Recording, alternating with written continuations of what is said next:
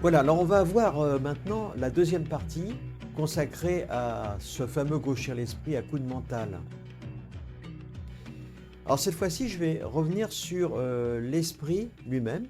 Nous avons compris lors de la dernière vidéo ce que cela signifiait. C'est ce que la science-fiction pourrait comparer à deux mondes parallèles. D'un côté, le monde impalpable, que l'on devine, et sur lequel on ne peut mettre aucun mot, on ne peut faire que des hypothèses. Et puis de l'autre, il y a le monde dans lequel nous vivons, que nous appelons le monde ordinaire, et qui apparaît dans notre mental au gré de nos sensations et de nos perceptions. Celui qui parle en ce moment dans votre tête, pendant que vous m'écoutez, est précisément l'esprit qui vous anime, donc c'est vous. Et s'il ne parlait pas, l'esprit ordinaire n'aurait absolument aucune utilité du point de vue de ce monde de perception et de sensations. Si l'on retire les perceptions et les sensations, ce monde n'existe plus. Imaginez ne plus entendre, ne plus voir, ne plus parler, ne plus sentir, ne plus goûter. Le sage ne récupère ni ne laisse aucune trace dans la réponse qu'il donne à ses disciples. Le sage ne porte pas le poids de ses réponses. Pourquoi? Eh bien parce qu'elles sont justement en dehors de tout jugement. Dans le cas du sage, donc de la sagesse, l'ego ne se manifeste pas au travers de jugements, il ne se manifeste pas au travers de valeurs ou de comportements. Pourquoi cela? Eh bien parce que le sage est au-delà de toute contrainte égotique. L'ego n'existe pas dans ses comportements, dans ses réponses. Il est dégagé de cela, totalement libéré. Une fois que l'on a compris comment ça fonctionne, une fois que l'on sait cela, eh bien, nous dit Wang Po, il suffit d'aller se reposer dans le non-être. Alors c'est le non-être, pas né, pas non-être, E-T-R-E. Ce faisant, nous dit-il, vous suivez le chemin de tous les Bouddhas. Curieusement, aller se reposer dans le non-être, pas né, veut également dire se reposer dans le non-être, E-T-R-E, autrement dit, l'absence. Vous voyez que c'est très très subtil. Il y a toujours quelque chose en dessous. Et il faut vraiment creuser. Il y a dans le Zen un sutra que nous nommons la Nashingyo, qui est la version extrêmement raccourcie d'un échange beaucoup plus long et qui reprend une réflexion sur la forme et le vide.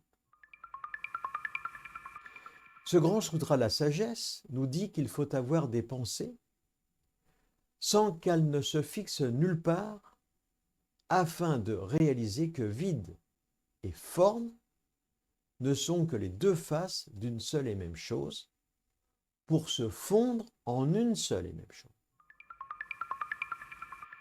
Tous les êtres vivants pris dans le cercle des morts et des renaissances gauchissent l'esprit un à coup de mental.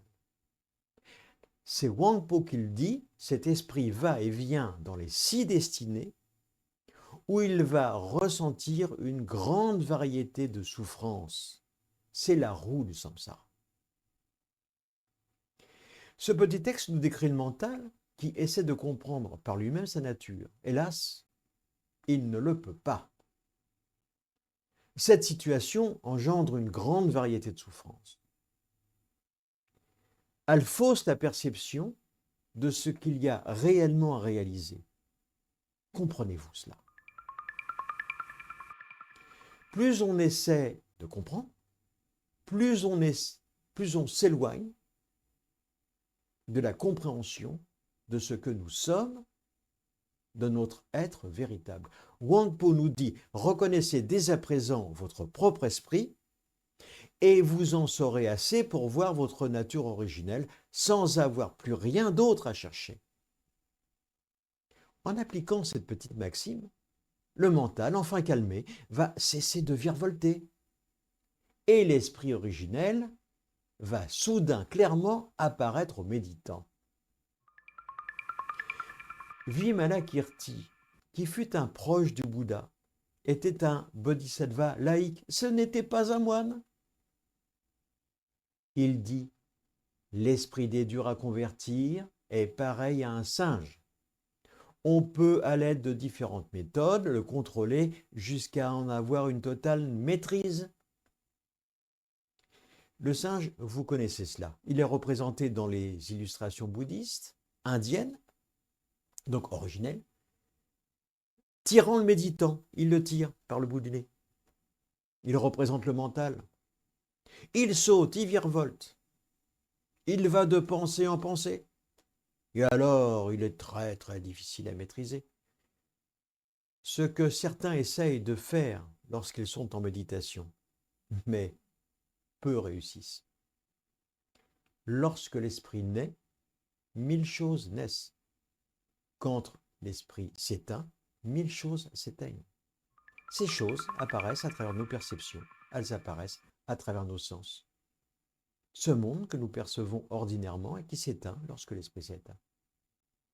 Lorsque nous sommes dans la pleine conscience, toutes les choses qui sont apparues dans notre monde ordinaire révèlent leur caractère illusoire et ainsi ils peuvent s'épanouir dans cette petite parenthèse de l'éveil. Voilà, la prochaine fois, Wangpo nous dira pourquoi il faut arrêter les pratiques inutiles. Il faut se concentrer sur les choses essentielles. Voilà, même si le lieu de méditation est exigu, ne l'oubliez pas, il renferme l'univers entier, même si notre esprit est petit, il est illimité. Qui disait cela? Sekito Kizen. À la prochaine pour les pratiques inutiles.